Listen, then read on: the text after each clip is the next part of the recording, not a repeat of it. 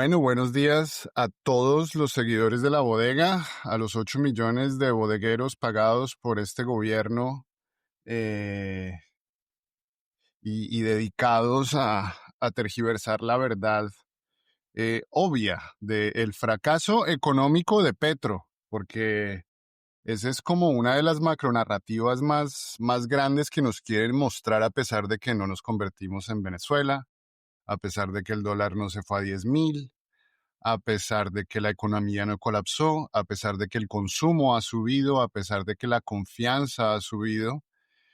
Pero hasta ahí digo yo, porque yo no soy economista, y hoy, para hablar de este estrepitoso fracaso, estamos con dos de mis economistas favoritos y quizás los que les crean más pesadillas a la élite economista, a todos los Echeverrys y a todos los Tinos Jaramillos.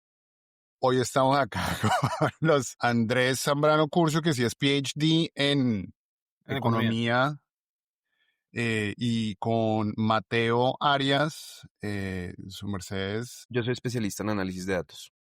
Ok, sí, porque su merced es fuertísimo con todo lo del análisis de datos y tiene siempre como un ojo muy preciso para todo eso. Entonces, pues bienvenidos, señores. Gracias por estar acá. ¿Cómo ven ustedes la Colombia petrista 3 años después del anunciado fracaso y la hecatombe castrochavista? Empieza Andrés. Bueno, pues yo siento que considerando el entorno global que se le heredó a este gobierno, pues una inflación por encima del 10%, una guerra en Ucrania, eh, ahora pues el loco de Trump montado en la presidencia generando caos en el sistema internacional de comercio, el balance ha sido relativamente positivo dadas las circunstancias y el contexto internacional. Podría haber sido mucho peor. Hay Tampoco es un milagro económico, es un Wirtschaftswunder o algo así por el estilo. Realmente, en muchos aspectos, el desempeño también ha dejado que desear también. Tampoco podemos decir que es que se haya tenido mucho margen de maniobra desde el punto de vista de lo que se puede hacer en política macroeconómica. Creo que el gobierno también era consciente de que por lo menos el manejo macro era algo que no tenía las manos tan libres para poder actuar y eso se refleja también en la relativa ortodoxia con que se han manejado las cosas desde el punto de vista fiscal e incluso con un Banco de la República que siguiendo su mandato legal, casi que a rajatabla y desde un punto de vista fanático, priorizó la estabilización de precios liberales y básicamente tuvo las tasas de interés altísimas para controlar la inflación, incluso si eso genera un crecimiento anémico durante los años que tuvimos esas tasas relativamente, la inflación relativamente alta. Hay avances notables en términos de desempleo.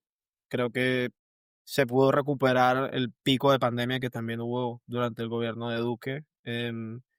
Los, Sin embargo, uno podría decir, ok, no hubo un fracaso, no hubo una catástrofe como que se vendía desde el punto de vista sí, de opositor, pero tampoco ha habido como Gran o éxito. sea, sí, o sea, no ha habido un repunte, los problemas estructurales siguen de fondo, o sea, Mm, creo que lo que queda por desear es que el discurso sí se ha manejado como hacia política industrial y eso es lo que nos hubiera gustado ver, como una política industrial mucho más coherente, porque no la vemos todavía y como, sí, realmente sabemos que la forma de resolver la informalidad en Colombia no es mediante las políticas neoliberales de flexibilización. Podemos instaurar la servidumbre mañana en Colombia y aún así vamos a tener gente en la informalidad en años. ujú.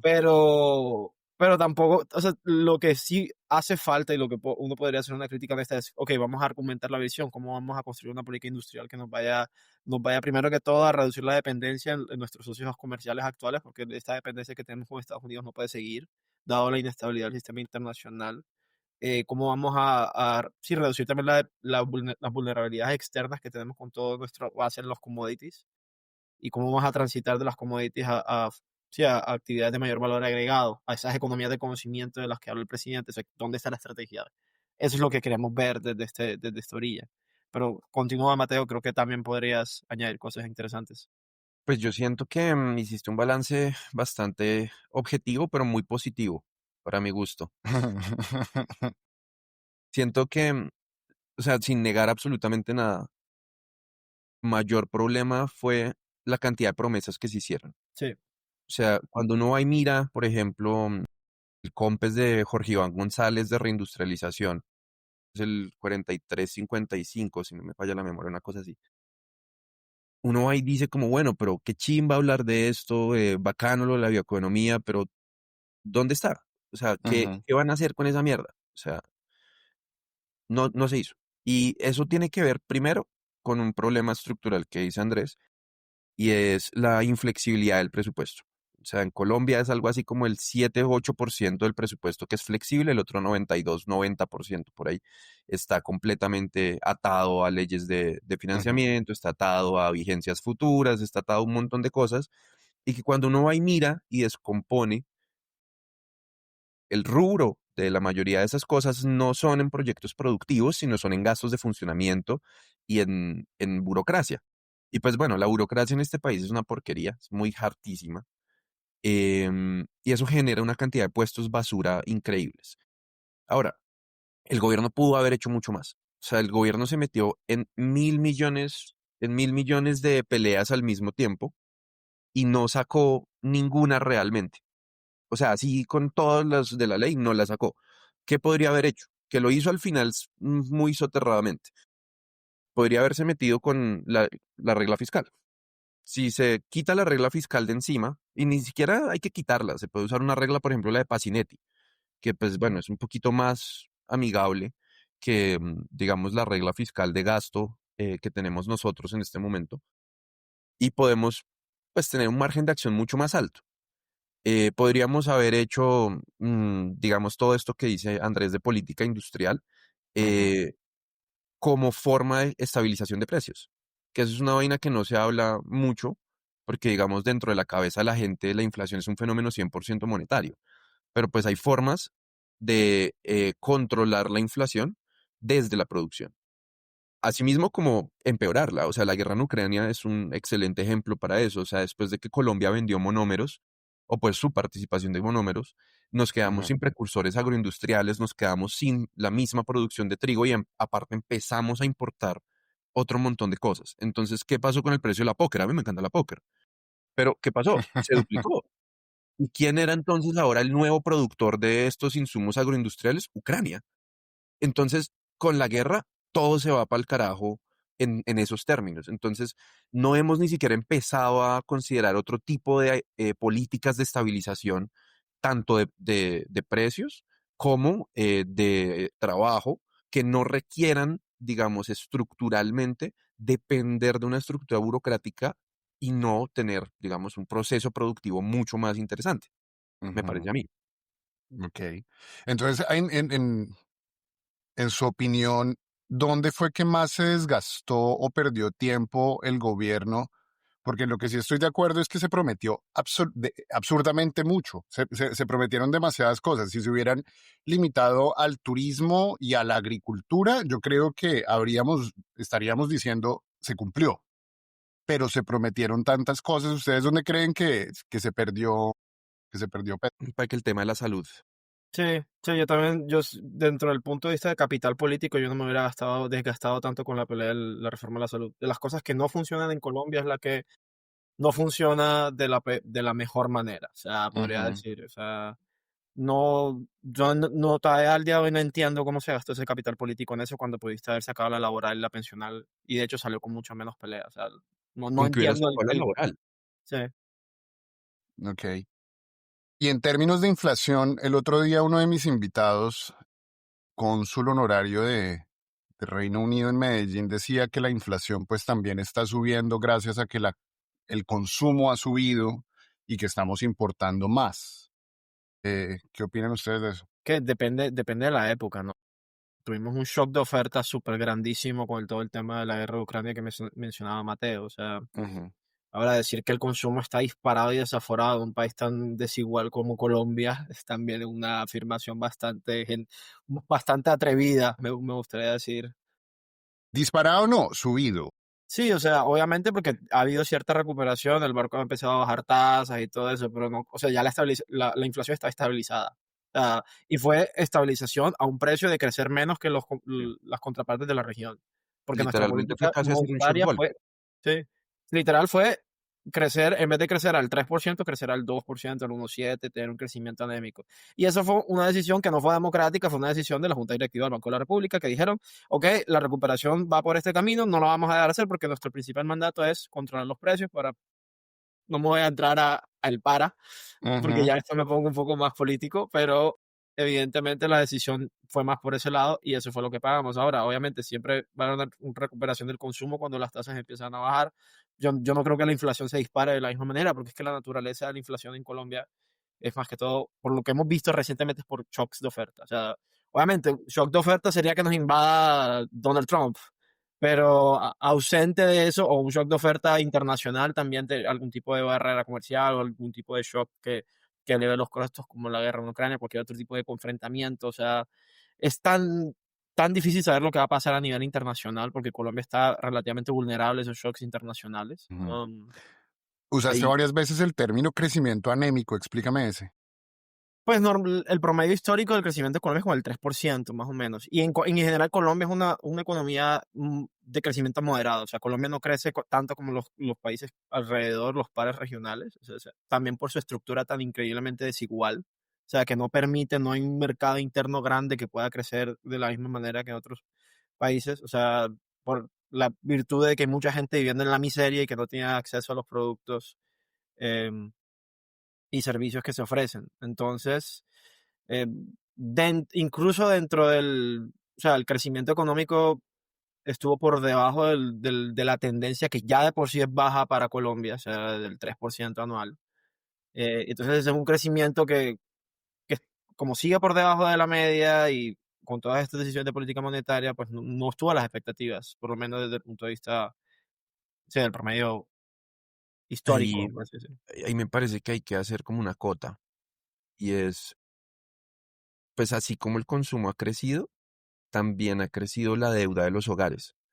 Entonces, parte de este consumo no es del todo por, digamos, el mejoramiento per se de las condiciones de algunos hogares que claramente se han visto afectados positivamente.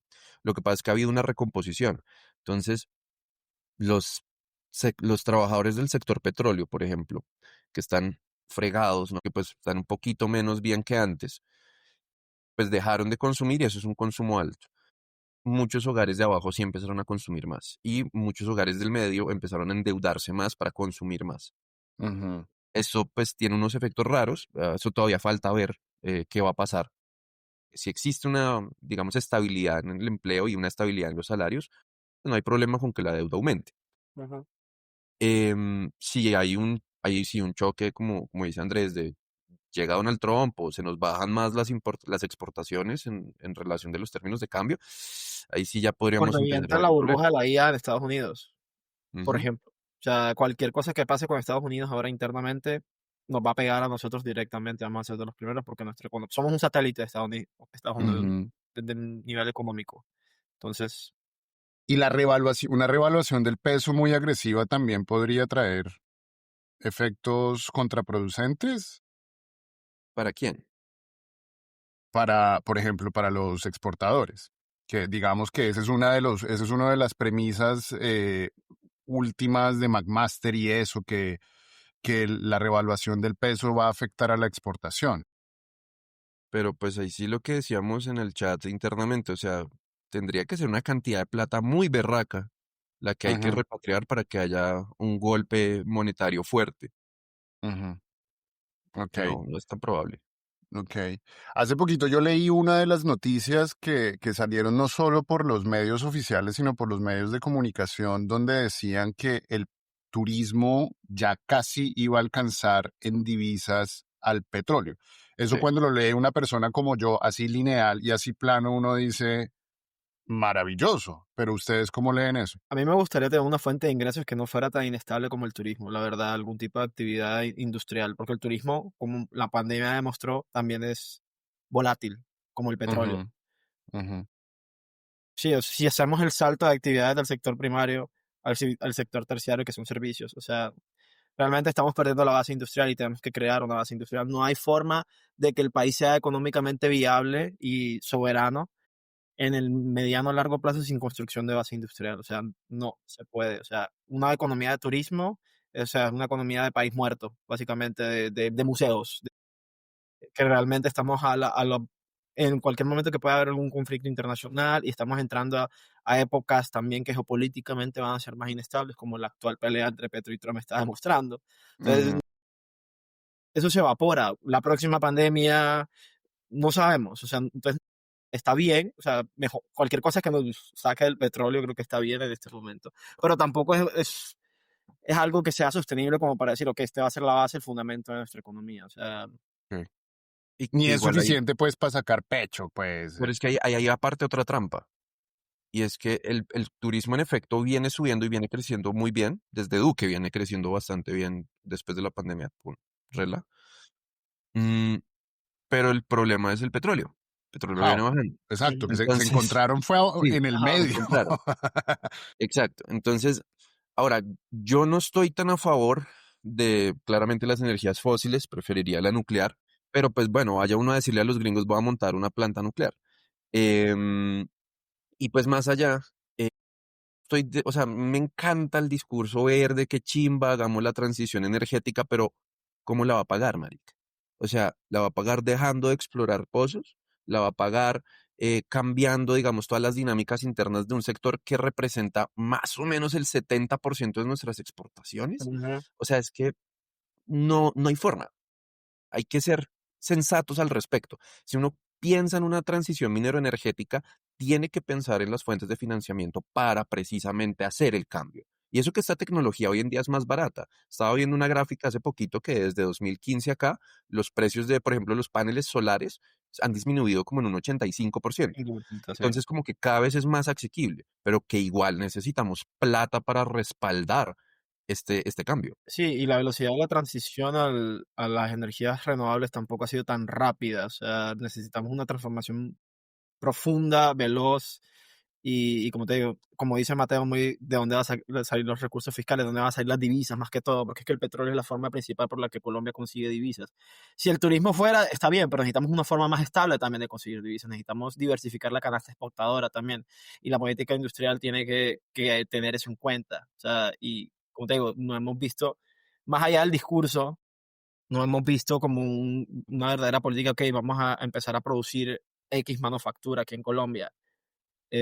Hay casos notables, está el caso de Indumil, que por ahí es, o sea, por ejemplo, o sea, no estoy diciendo que Colombia ahora se tiene que volver un exportador de armas, Ujú. especialmente porque creo que los gringos no estarían muy felices con competencia acá a nivel regional, pero, pero sí, tenemos que, o sea, tiene que haber una visión más grande y tiene que haber una visión mucho más sistematizada, porque lo que hay ahora es ideas que están flotando ahí y está bien, pero hay que concretar. Ujú.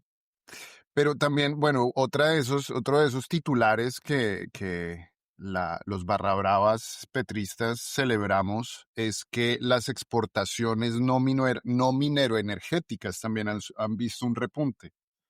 Am, es decir, si hay algún tipo de resultados en cuanto a las políticas de reindustrialización, al menos desde la parte agrícola, ¿no? Algunos esfuerzos se han hecho, pero no en cuanto, digamos, generar la inversión en capital que se necesitan para sostener esas inversiones en el tiempo, sino en diversificación de mercados. O sea, el mejor ejemplo de eso es China.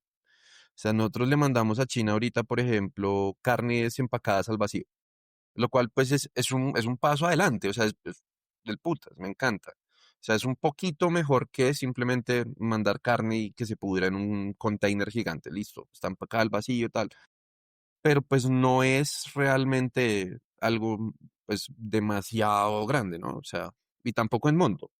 No, de acuerdo. Es verdad que parece que estuviéramos en discursos del siglo XX festejando que podemos exportar pollo. ¿Cómo? Eso deberíamos haberlo logrado hacer hace 50, 60 años. Ya lo Y hacíamos, claro, Ya lo ¿ah? hacemos. ya lo hacíamos. ¿Y se perdió o qué? Después del consenso de Washington, no sé, Andrés, cómo será tu percepción al respecto. A mí me parece que Ajá. después del consenso de Washington, muchas de estas industrias incipientes colombianas se van a la mierda, Sí, pero completamente. sí, no Y decís. perdemos cuotas de mercado, aparte nos volvemos más dependientes de las importaciones. O sea, piénselo de esta forma, Mario, y es, Colombia depende estructuralmente de Estados Unidos. Si usted ve la canasta de importaciones de Colombia a Estados Unidos, son principalmente agrícolas. Son productos que nosotros podemos producir, pero que acá, por ejemplo, llega el ICA o el INVIMA y dice como, es que esta semilla no me gusta porque no está certificada por bla, bla, bla, bla, bla, Monsanto, lo que sea. Entonces, señor campesino, me va a tocar mandarle al ejército, quemarle los cultivos y confiscarle todo el producido porque no se puede hacer. Entonces, perdimos esas grandes industrias, perdimos incluso los aglomerados agrícolas incipientes que teníamos. El único que se ha mantenido son las flores. Y Sí, eso es complicado. porque es producto tropical, porque el pollo también lo crían Ujú. acá en Norteamérica. Sí. Exactamente. Exactamente. Ajá, O sea, y de hecho, prueba de esas políticas del consenso de Washington las estamos viendo en Argentina en este momento con la completa destrucción de la industria manufacturera que están viendo allá. O sea, lo que ajá, pasa es que aquí ya nos lo hicieron. O sea, en Colombia nos lo hicieron ya y ya estamos en el post después de eso. Entonces, lo que se trata de hacer ahora, que es muy complicado, es reconstruir, básicamente tratar de devolver el tiempo a una época y en un contexto en que ya no es aceptable también hacer ajá, política de sustitución de importaciones, que fue el consenso económico después de la Segunda Guerra Mundial hasta el consenso de Washington, que era relativo proteccionismo y todo este tipo de cosas ajá. para Sí, poder. porque Colombia lleva pues una larga tradición de destrucción de su propia economía con el consenso de Washington, la apertura económica, el TLC, que ya terminó pues de romper lo poco que quedaba en términos agrícolas, y nos hallamos prácticamente a inicios del siglo XX volviendo a tratar de reindustrializar el país, ¿no? Básicamente. Ok. Y sin miras aparte, porque antes estaba Coltejer, por ejemplo, o Fabricato. Y ya ni siquiera eso, porque ir a competirle a los chinos en esos productos es imposible, marica. Total, sí. Yo sé que hay mucho dumping en camisetas a $2, a $1. Y en cuanto a textiles, sí, yo creo que ya competir con China está muy jodido. ¿Cómo ven ustedes todo el tema de la economía del conocimiento del que se habla? Yo recuerdo que Petro lo hablaba mucho más el primer año y ya se ha ido como perdiendo el tema de la economía del conocimiento entre tantos discursos. ¿Sí se avanzó ahí? Mucho tilín, tilín y nada de paleta, como dicen popularmente. Y es más absurdo aún. Y es listo, economía del conocimiento del putas. Saquemos a la gente de Guapi a hacer modelos de lenguaje natural del putas. ¿Cómo lo va a hacer, marica, si no tiene un fluido eléctrico constante? Les cae un rayo y se quedan 2 días sin luz. ¿Cómo espera hacer un data center en la mitad del Sí, Chocó Eh, si no tiene lo mínimo que se necesita, que es la infraestructura? Y más exacto. allá, ajá, si no sí, tiene a la gente que está capacitada para realmente traer a la vida ese valor muerto que está en una máquina. O sea, si no tiene los medios de trabajo necesarios para que los medios de producción sean utilizados. Ujú. sí, sí, sí, yo me sentía así cuando pues prometían que se estaban reuniendo con el jeque de, no sé si era de Emiratos Árabes, que lo Con llevaron a los Santa saudíes también. Marta, los saudíes, creo que eran los saudíes que los llevaron a Santa Marta para construir un data center allá para inteligencia artificial y pues uno lo lee así sin corazón crítico y uno dice, no, qué maravilla, pero uno se acuerda y es que conseguir a alguien que arregle un computador en Santa Marta tampoco es fácil. Em, entonces sí, eso me parecía un poquito estrambótico prometerlo, pero yo creo que, bueno, digamos que eso fue un papayazo que dio Petro porque ahora hay un montón de formas de criticar todas sus promesas no cumplidas, pero lo que yo siento, porque yo tengo acceso a datos de comercio exterior, de exportaciones, de importaciones, he visto que la economía se está moviendo. Yo siento que estamos, no nos convertimos en Venezuela, tampoco en Noruega, está Exacto. claro, pero estamos ligeramente mejor. Yo veo que la gente trabaja pues tiene el sueldo es un poco más digno, alcanza un poquito más. Ahorita hablamos del salario mínimo, lo que están hablando para el próximo año. Eh, yo creo que sí estamos un poquito mejor. O es Sí, que, ¿sí? yo sí creo, o sea, especialmente por el lado, como cuando estabas mencionando el tema del salario mínimo, ha habido transferencias hacia los trabajadores, por lo menos hacia los formales. Y esas transferencias no se ha generado la hecatombe económica y del empleo que se predecía desde la oposición, Ujú, sino que, pues, básicamente el empleo ha seguido la tendencia que ha tenido desde el comienzo del gobierno, o sea, no ha habido una reversión de tendencia ni nada así por el estilo, lo que implica de que hay más personas con más dinero en el bolsillo, por lo menos un grupo significativo de trabajadores colombianos con más dinero en el bolsillo que pueden gastar ese dinero y elevar la demanda agregada. ujú. Pero Ahí, como te digo, o sea, sí, Mateo. ahí me parece que hay una cosa chistosa y es, Colombia siempre ha sido un país mediocre. O sea, Colombia nunca No ha quería tenido, Enmarque esa decirlo, vaina. pero sí. Toca enmarcarlo y ponérselo enfrente a todo el mundo que cree que Colombia es el ombligo del mundo. sí, no, y es que es el ombligo, yo diría es el ombligo. O sea, Físicamente sí, pero pues. en todo es tabla media, todo siempre es tabla media, marica, siempre, en cualquier indicador, siempre en la mitad. Sí, Las total. tasas de Ajá. crecimiento de Colombia nunca han sido espectacularmente malas ni espectacularmente buenas. Siempre vamos así, chu, chu, chu, chu, chu, chu, relajaditos. Sin embargo, con este gobierno sí pasó una cosa que me parece que hay que resaltar. Y es, si ustedes van y miran el crecimiento de los últimos 20, 30 años y lo descomponen entre el sector real y el sector financiero es el que jala la Sí, mayor parte del crecimiento. Ujú, En esta ocasión fue más desde el sector real, no de la forma ideal, o sea, no desde un plan de industrialización que nos esté generando divisas, como lo está diciendo Andrés, sino de una política de pleno empleo, o sea, pagarle a la gente para que tape huecos y los vuelva y ujú. los abra y los vuelva y los tape. O sea, es keynesianismo básico. Pero entonces no hay un cambio de tendencia tampoco. No ¿O hay un sí? cambio de tendencia en el agregado, pero sí en el desagregado. O sea, exacto. lo que está jalonando el crecimiento ahorita es desde abajo y no desde arriba. O sea, jalonar el crecimiento desde arriba es mucho más fácil. Sí, Jalonar el crecimiento desde abajo es mucho más complicado, pero es mejor en el largo plazo. exacto, es más Ujú. sostenible. Ok, ok. Porque pues parece que también sí, que la gente más precaria está un poquito menos precaria y los ricos están más ricos. Es Siempre. decir, están vendiendo, el éxito está vendiendo a lo que da, Acate está vendiendo a lo que da. El eh, GEA es- es- tuvo ganancias récord, Mm, creo. Ujú. No, y yo voy a Bogotá y todo restaurante de cualquier presupuesto está lleno. Es decir, la gente, ustedes, ¿dónde podemos encontrar ese cambio de mentalidad? Porque yo no le creo a ese concepto económico y cuando a mí un economista me habla de confianza, yo me siento hablando de astrología, marica. La economía es Eh, astrología. O sea, entra toda la economía es sí, astrología. la macro, por lo menos. Yo ok. hablo por mi rancho, por lo que me toca, pero, o sea, yo digo que la macro sí es astrología con números, la verdad. Literal. Creo que hay Ok, más pero métodos. entonces, Sí. ¿dónde hubo ese cambio? ¿Por qué la gente se siente hoy más como con más confianza para gastar, para endeudarse? Y sí, no sé, me parece que gran parte de la gente todavía cree en el cambio, pero pues eso sería una forma de confianza. Y la otra forma de confianza, esa sí la perdimos. O sea, por ejemplo, Moody's, Fitch, Standard Poor's nos han bajado la calificación. Y pues yo no estoy a favor de que estos maricas nos califiquen porque esa gente es adicta al Son armas No, perico, políticas. y esa gente le daba a la subprime, les daba las mejores triple calificaciones A, justo antes de la crisis siempre del les dio triple 2008. O A sea, más. la opinión de esa gente importa huevo. O sea, después todo Pero no explota. importa tan poquito huevo, no importa tan O poquito huevo. sea, O sea, importa ese huevo es el en problema. el aspecto moral, me refiero. No, esa gente vale mucha verga, que es distinto. No, a nosotros, porque aquí en el norte sí importan un montón. Yo siempre las he visto como armas ideológicas de Wall Street y no más, no hay nada más.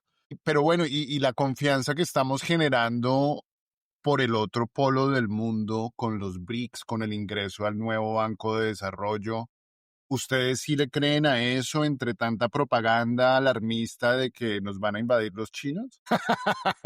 Bueno, yo adhiero.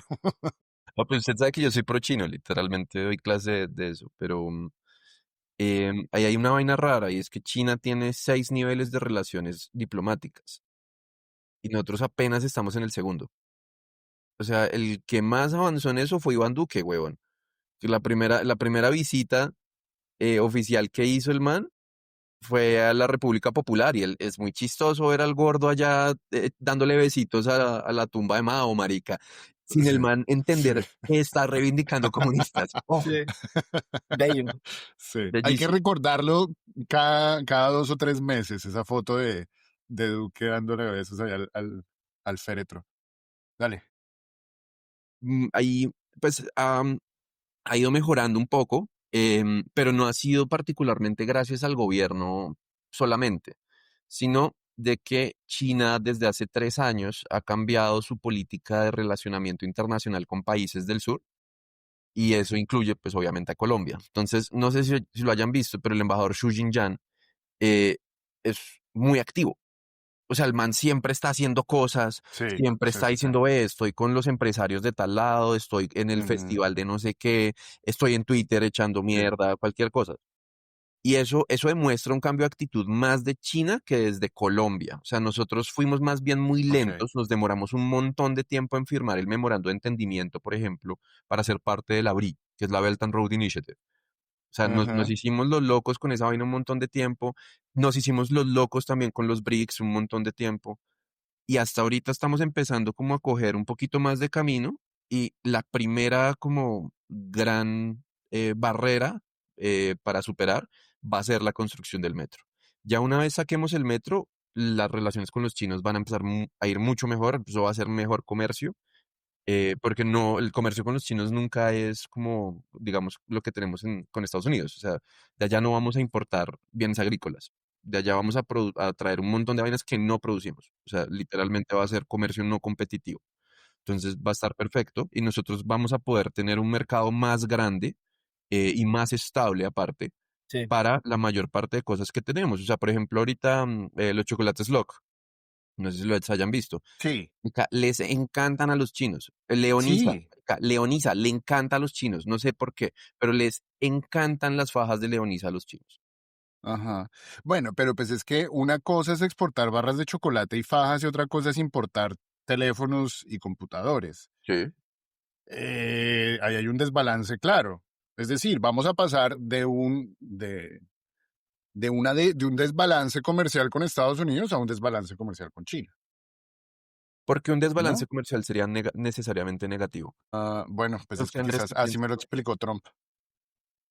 No, pero digo, pues si el desbalance comercial sigue siendo exportar materias primas y productos de bajo valor agregado para importar productos de alto valor agregado, eso no mantiene a la economía colombiana poco competitiva y pues en Igual desventaja. pienso yo también, en principio, uno debería pensar también en que Colombia tiene que encontrar un nicho industrial sobre el cual elaborar su política industrial. Nosotros nunca vamos a poder ser como China en el sentido de que no Ujú, tenemos 1.000 millones de personas que podemos hacer de todo y en todos los sectores industriales.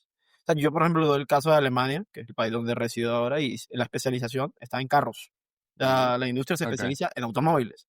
Obviamente eso genera vulnerabilidades porque cuando no se venden automóviles, pues hay problemas y lo estamos viviendo ahora justo en este momento, pero, o sea, encontrar una buena parte también de la economía alemana se construye en estas empresas que producen bienes intermedios, o sea, bienes industriales intermedios para la producción de otras cosas. También, o sea, no hay que caer como en ese reduccionismo de que es que tenemos que hacer producir absolutamente todas las cosas desde el punto de vista industrial, pero sí tenemos que hallar un nicho industrial y por lo menos tenemos que tener los mínimos de nuestra producción asegurados. No Y la podemos producir producción comida, esencial, ¿no?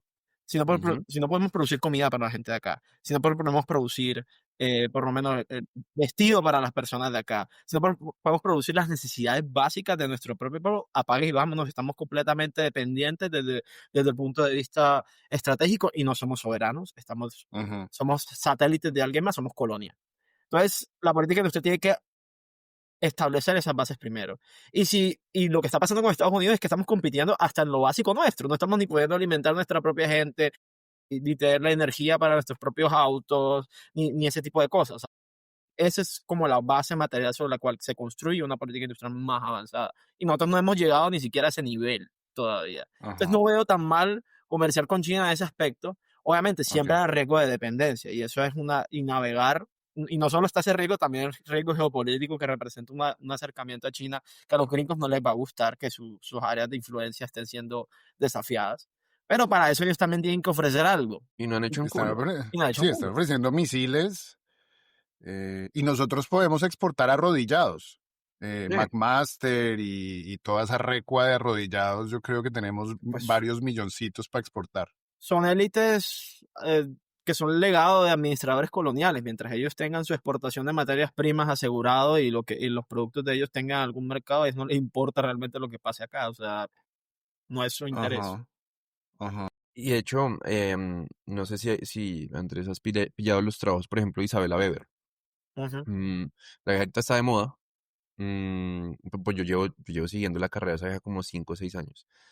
Y uno de los hallazgos fuertes del trabajo de ella en Sellers Inflation es que si uno controla, por ejemplo, la producción de vicio, o sea, alcohol y tabaco, Ajá. uno controla casi el 15% de la inflación relativa. Si uno controla los medicamentos, 30%. Producción de energía, otro 30%. ujú.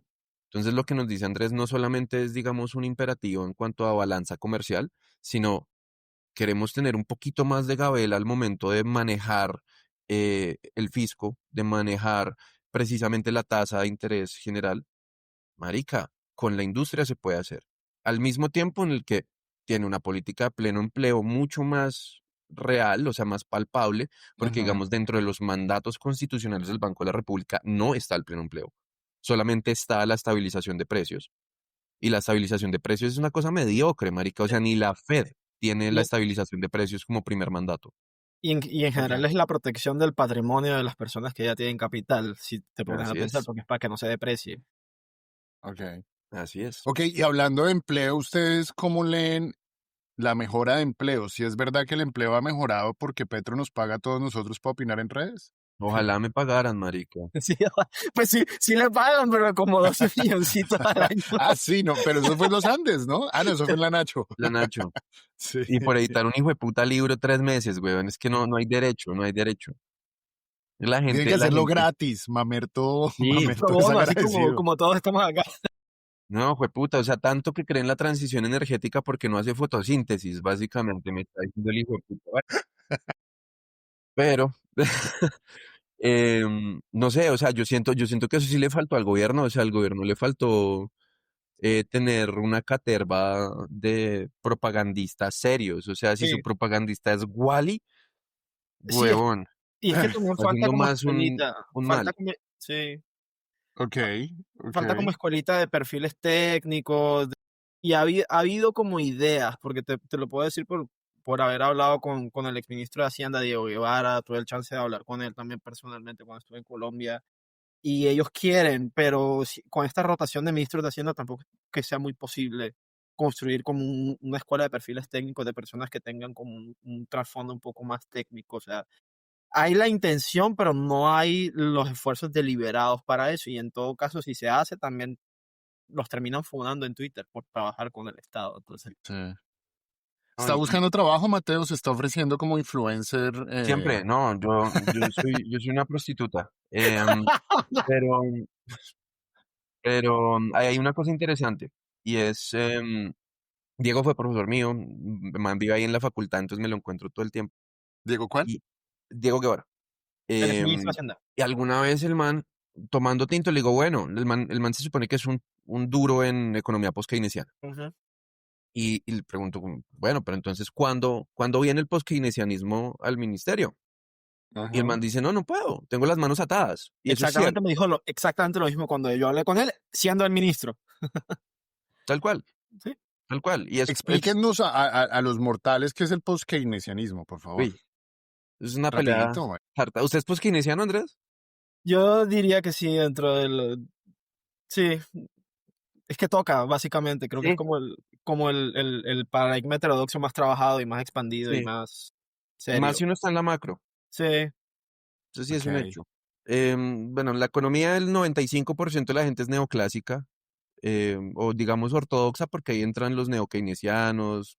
Bueno, Y el otro 5% nos lo peleamos entre marxistas, austriacos, keynesianos clásicos, post-keynesianos, esrafianos, neorricardianos y cualquier cantidad de otras derivaciones extrañas de peleas internas por huevonadas chiquitas de la economía que tienen efectos muy grandes. Ujú. Por ejemplo, cambio grande y cambiáramos de paradigma sería, por ejemplo, el rol del Banco Central, del Banco de la República, del Banco Central. Entonces, ahorita está de moda la MMT y hay muchas críticas interesantes a la MMT, que es la teoría monetaria moderna, que va en contra, digamos, del paradigma monetarista. Paradigma monetarista le saca una ecuación idiota y dice MB es igual a YP. Y Sí, dice como esto es ciencia. Es una identidad, o sea, la masa monetaria por su velocidad es igual al producto por sus precios. ¡Wow! Y pues no es así. O sea, primero están determinando que todos los fenómenos son monetarios, entonces por lo tanto tengo que cuidar es la masa monetaria por sobre cualquier otra cosa, la sin masa entender monetaria que... siendo la cantidad de dinero que hay Ujú, circulando en la economía. exacto. Ok, Y ok. no entendiendo que pues si ese dinero existe es porque está representando una producción real, entonces son precios de realización. Entonces lo que está determinando es la producción a la masa y no la masa a la producción. Y eso ya es otra discusión mucho más distinta Y mucho más compleja. y mucho más compleja y que implica que el Banco Central puede salir y decir como, ¿plata? ¿Plata? ¡Prum! Prenda de puta impresora. ¿Por qué? Porque ya no se imprime digamos, este esquema de la casa de papel, ¿no? O sea, como fajos y fajos y fajos de billetes. O sea, hoy la mayor parte del dinero Es es una un cuenta. uno y un cero en un computador Sí, que se Ujú. imprime de la nada. O sea, Exacto. exactamente. ex nihilo. Sí, Ujú. Ah, que por ahí, bueno, eso se me acaba de venir a la cabeza que hay todo una polémica por lo del tal breve y que se supone que estaban proyectando un presunto impuesto de 1.5 a transacciones a través de plataformas tipo Nequi. Eh, Eso es, pues la gente no estaba contenta, obviamente desde los bancos y desde Asobancaria estaban gritando y pues a quién le va a gustar que le quiten 1.5% de su billete. ¿Cómo leen ustedes eso de la transición hacia eliminar el papel moneda y eso? yo siempre tuve un odio personal contra las monedas de 50 pesos. Sí. Yo desearía que todas murieran en un incendio, de ser posible. O sea, la verdad es que me parece y viviendo en Alemania es extremadamente frustrante porque aquí la mayoría de las transacciones todavía son en papel. Como Mateo pudo darse cuenta cuando vino aquí de visita, o sea, en muchos lugares, incluso en Berlín, o sea, no puedes pagar con tarjeta, es imposible. O sea, no se permite. Ajá. Yo digo que es lavadero de plata porque también Alemania tiene un gran sector de lavado de dinero, pero eso es una discusión para otro día. Pero sí, o sea, a mí creo que ese es el futuro realmente, o sea, porque al fin y al cabo, como Mateo mencionaba, o sea, el dinero simplemente, y si uno entiende la naturaleza del dinero, es fiduciario, es creencia, es deuda básicamente desde el punto de vista más fundamental, que es una promesa de que yo voy a hacer algo por ti cuando necesites. Pero usando esos mismos términos, o sea, si el dinero en efecto es un pasivo para el Banco Central, pues es un activo para alguien más. Exacto. Entonces, cuando empiezan y dicen como, ah, puta, es que el endeudamiento del gobierno es una mierda, no. El endeudamiento del gobierno implica un superávit en En los una cuenta hogares privada. privados. Sí. Sí. ¿No? Realmente, y de hecho, bajo la perspectiva post-keynesiana y pues del MMT, también la verdadera restricción fiscal viene de la deuda en moneda que no es la tuya, o sea, en moneda externa, que esa sí la tienes que conseguir. Y en ese caso, países como Colombia están un poco más limitados desde el punto de vista fiscal que países como Estados Unidos. Estados Unidos puede prender esa impresora de dinero y hacer que todos los demás importen la inflación que ellos generan. Por eso también está Ajá. ese tema, por eso es tan peligroso y ellos ven tan peligroso todo este sistema del BRICS y de todo, de ya no usar el dólar y todo eso, porque es que ellos pueden exportar inflación, básicamente prender la máquina de dinero, Claro. consumir un montón de cosas del mundo y los precios suben de afuera. Pagar en dólares a todo el mundo Exactamente. y que se jodan ellos con su inflación allá. Es Ok, grotesco. ok. Bueno, hablemos de salario mínimo. ¿Por qué creen ustedes que las premoniciones y vaticinios de que la economía iba a colapsar y que muchas empresas iban a cerrar porque subieron el salario mínimo hace 3 años fue que subió 12% y ha venido subiendo como por ese rango? ¿Por qué es que Colombia no se fue a la mierda con esas enormes aumentos. Es empezar bueno, yo particularmente no soy muy abogado de los salarios mínimos. eh, me parece que deberían haber salarios regionales, que no es lo mismo ganarse 1.800.000 acá en Bogotá que ganarse 1.800.000 en la hormiga Putumayo. Sí, no, pues Ahora sí se nos va a independizar Medellín, marica. sí, no, total, pero sí deberían haber. Y si uno va y mira, por ejemplo, Estados Unidos, la misma Alemania, la misma China, tienen salarios regionales y Yo estoy obviamente tienen una parcialmente en base fija. desacuerdo, pero Pero es que eso permite una mejor estructura de precios relativa. Y eso me ayuda porque permite que no haya tanto contagio de inflación en algunas cosas. O sea, por ejemplo, esto de subirle el recargo nocturno, sí, pues ¿quién se va a joder más con el recargo nocturno? Sale obviamente a Sobares a decir como, ay, pero es que como a mí me toca trabajar, pasa, como a mí me toca trabajar o toda mi planta trabaja de 8 de la noche a 4 de la mañana, pues a mí me pega todo el recargo nocturno y uno va y mira Sí. la ley y pues no. O sea, los bares y algunas actividades especiales están exentas, digamos, de estas mismas dinámicas por la jornada de trabajo usual. Ujú, Pero pues ahí sí. sí el salario mínimo, pues yo más que preferir cambios nominales en la cantidad del salario, preferiría una estabilidad del salario. O sea, me chuparía un salario más bajo si garantizáramos pleno empleo a largo plazo para más gente. No sé si me haga entender con esa idea. Pues eso es muy Mao Zedong, pero sí. Sí, pero digo, es lejano, es lejano. El pleno empleo en Colombia es lejano y yo creo que la gente ahorita tiende más a transarse por un salario digno. Dale, Andrés. yo pensaría, o sea, yo creo que aquí, y ya podemos ver las peleas ideológicas que hay entre gente, diferente gente heterodoxa, o sea, somos un 5%, pero nos parecemos peleando entre nosotros. Independientemente de la idea del salario mínimo por regiones, es una idea de la cual yo soy bastante escéptico, porque a mi parecer generaría dinámicas de migración internacional bastante nocivas en un país que ya tenemos problemas de cinturones de miseria. O sea, siento que generaría dinámicas de aglomeración en Ujú, ciudades capitales y exacerbaría los claro. problemas que ya tenemos. O sea, el tema de la estabilidad de la matriz de precios que menciona Mateo es un punto válido, pero siento que tendríamos que, o sea, el diablo está en los detalles y ver cómo no terminar con una dinámica en que la gente, bueno, pues el salario mínimo aquí en, no sé, en Alto de Bajirá, en el Chocó es 800.000 pesos, pero en Bogotá es 2 millones, me voy para Bogotá. Ujú, ¿Sabes? Entonces, claro. como que Y ahí, eso ahí, no, ahí terminaría pasando lo que nos pasa a nosotros cuando queremos viajar a Europa, que como que nos duele, marica, porque sabemos que en Europa todo es más caro y exacto. obviamente para los europeos venir a Colombia es como, marica, aquí todo es re barato. A menos de que vayas Y a que, Cartagena, donde los precios sorprendentemente son los mismos.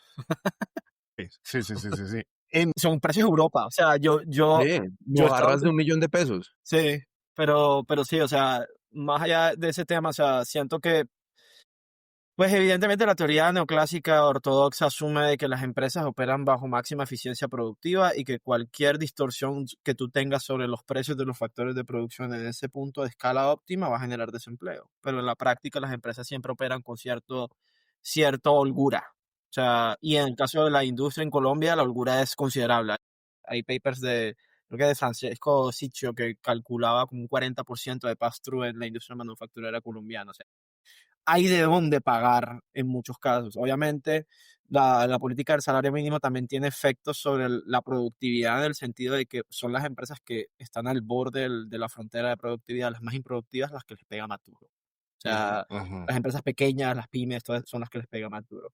Pero es que se agarran las grandes, se agarran de eso para no querer pagar el salario mínimo. Entonces terminas en un ciclo en que, como las pequeñas no pueden pagar en el discurso, las grandes son las que terminan teniendo una ventaja competitiva y eso refuerza la ventaja competitiva porque están pagando, o sea, el markup que ellos se quedan es más grande y pues termina sacando a las pequeñas. Las pequeñas terminan pariendo y sufriendo de todas maneras, independientemente de que el salario mínimo suba, sí o no.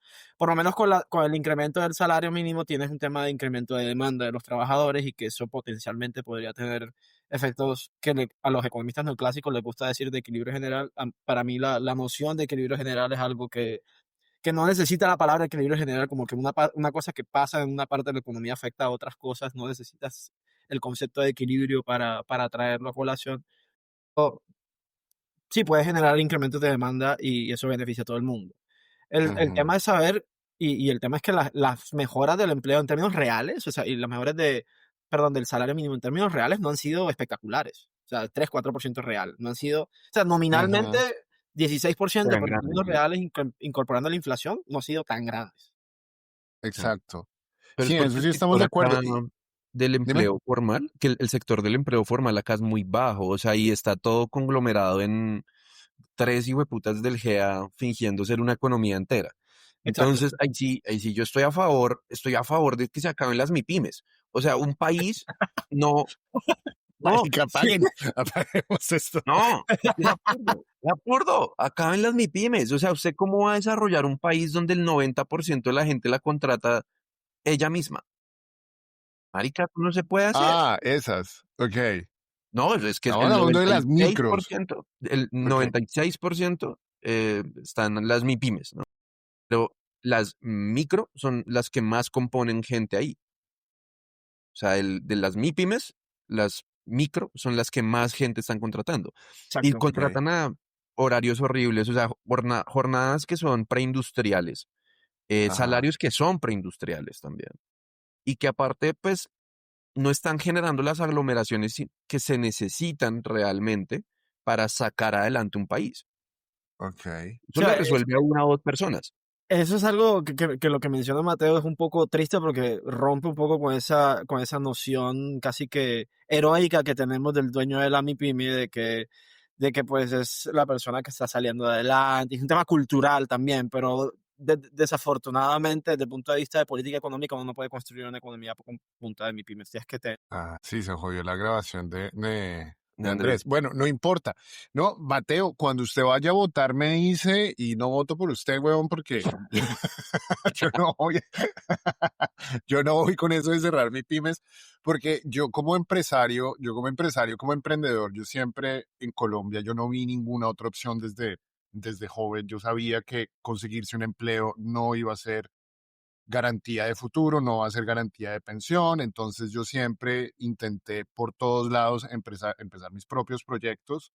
Entonces, no, si me vas a cerrar mi pyme, te saco. Volví a la conversación y Dale, dale, dale. viéndolo por ese lado, es que mucho del emprendimiento en Colombia es emprendimiento por necesidad, no es emprendimiento porque la gente quiere ser empresaria, es porque De le acuerdo. toca.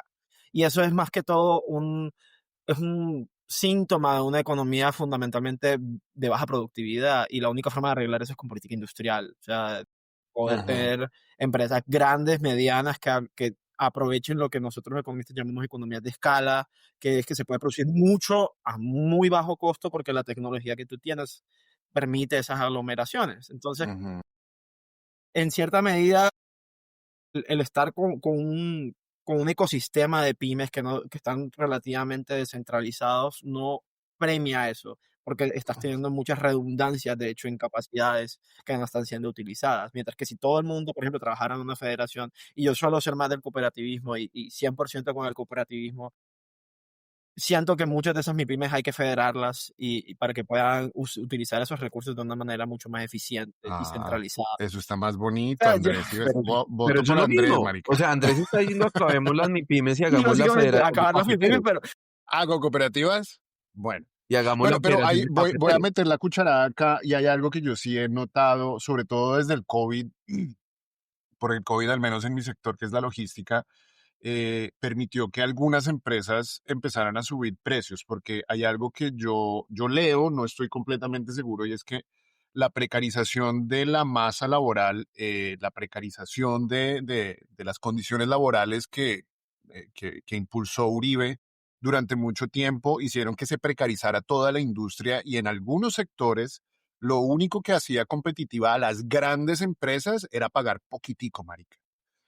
Los modelos de negocios, sobre todo en muchos sectores de la industria de los servicios, era poder exprimir a sus empleados para hacerlos trabajar lo mayor posible, pero ¿eso qué hizo? Eso generó baja competitividad, eso bajó la, la productividad de los empleados, aumentaba la rotación de empleados, pero ahora cuando que ya se está pagando mejor ese modelo de negocio de las grandes empresas porque la gente quería trabajar allá porque es una marca reconocida, pero pagan miserias y tratan a la gente como esclavos. Ahora eso está permitiendo que algunas MIPYMES, al menos en mi sector, se empiecen a diferenciar un poquito más porque pagan un poco mejor, pero ofrecen un servicio mejor.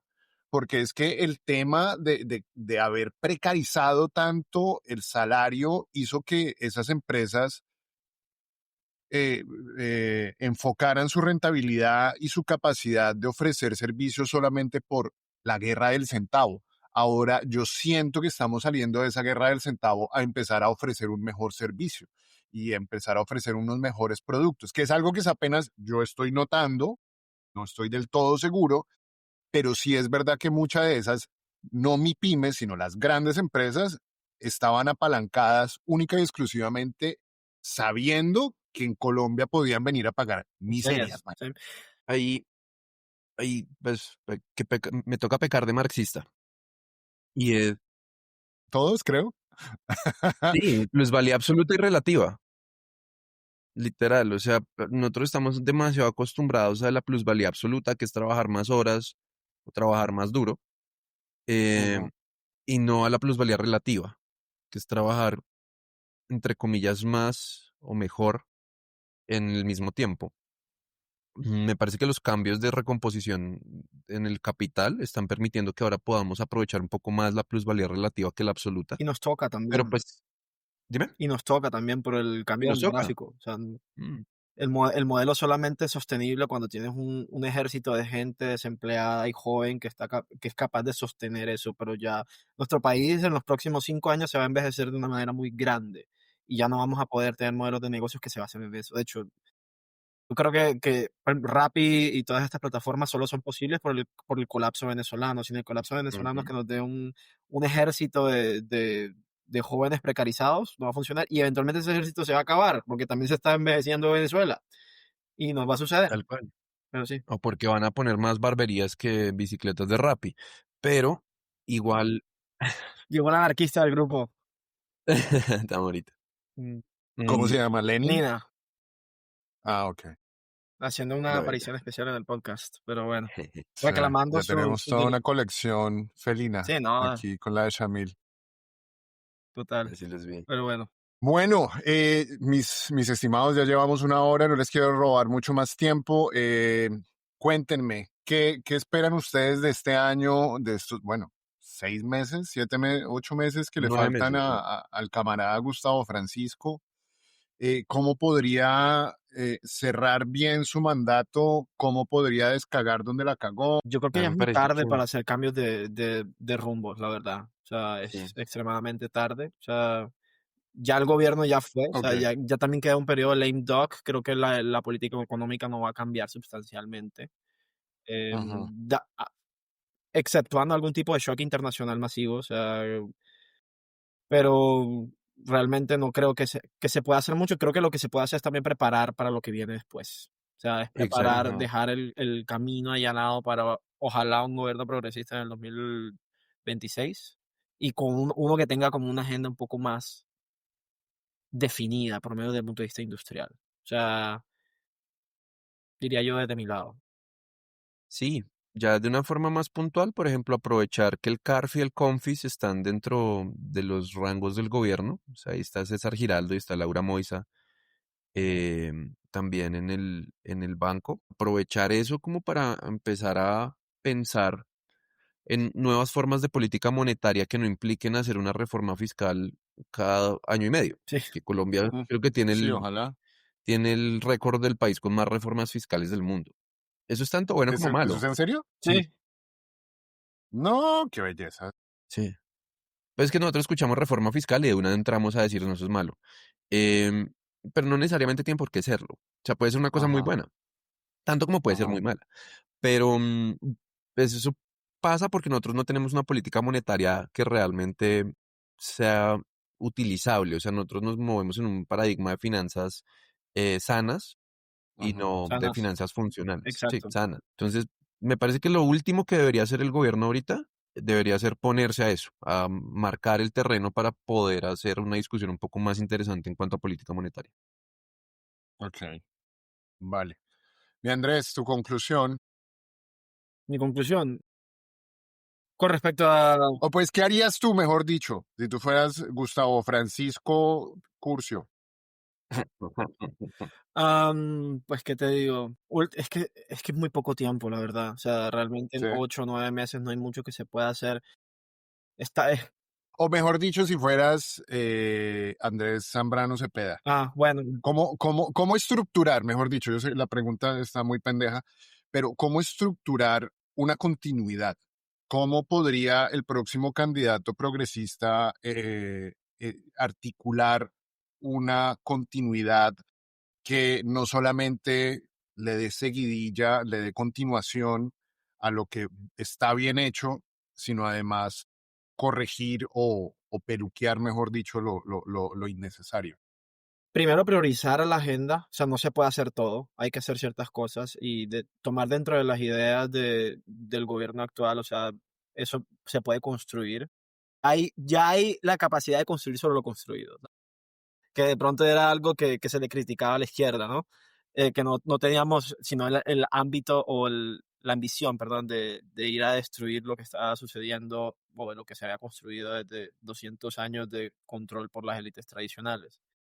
Y lo que se puede hacer es tomar de lo que se ha hecho ahora, o sea, tomar las ideas principalmente, porque es que no se ha avanzado mucho en la ejecución y ejecutar.